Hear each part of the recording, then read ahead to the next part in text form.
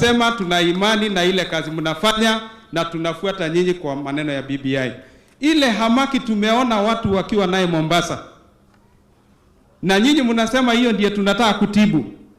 Watu wengine pale hata ukiona vile wanaongea unafikiria ni vita inatangazwa. Jamani, tutaweza kubali aje kwenda 22 tukiwa na katiba ambayo itapatia watu nguvu tunaweza pigana.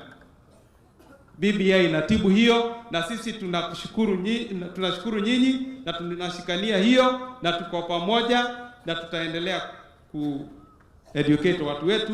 Na nimependa sana mchungaji His Grace, you've preached very well, very good sermon.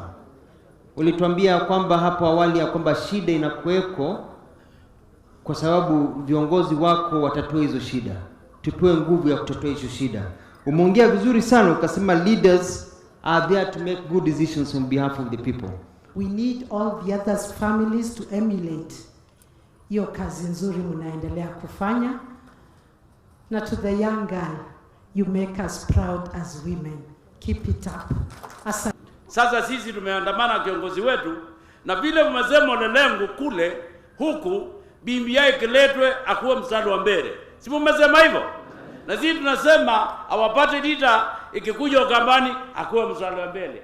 Thank you. Mungu ambariki. Pale sisi kule kwetu nyumbani hatuna shida.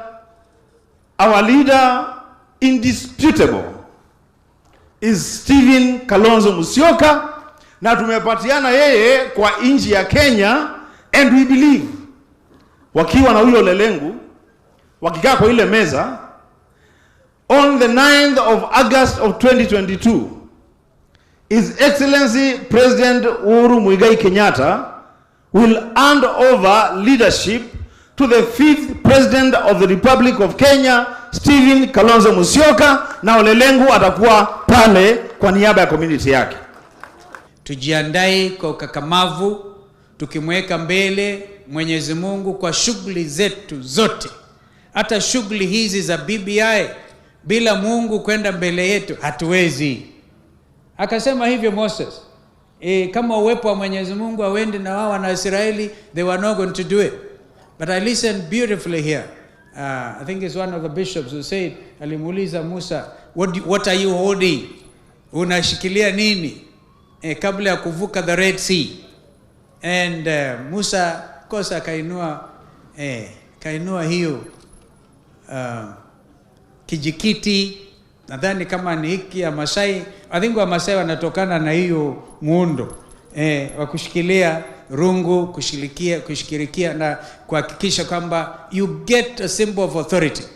Ndio hiyo alikuwa na Musa na basi akavuka. Kama nchi hatuwezi kamwe.